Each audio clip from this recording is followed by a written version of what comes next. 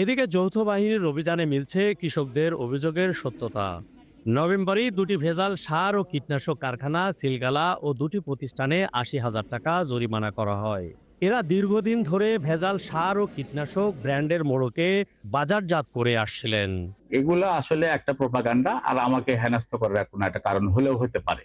এর সাথে আমার কোনো সংশ্লিষ্টতা নাই। এগুলো ঢাকার আপনার এই রেজিস্ট্রেশন যারা করে দেয় অনেক লোক আছে, তাদের খামার বাড়ির আশেপাশে তাদের কাছ থেকে করে নেওয়া।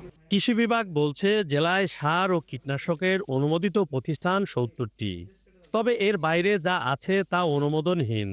আর জেলা প্রশাসন জানান, কোথাও নকল ও ভেজাল সার উৎপাদন ও বিক্রির খবর পাওয়া মাত্রই অভিযান পরিচালনা করা হচ্ছে। যারা এই কাজগুলো করে থাকেন, নিম্নমানের সার উৎপাদন করার চেষ্টা করেন, আমরা কিন্তু সেগুলোকে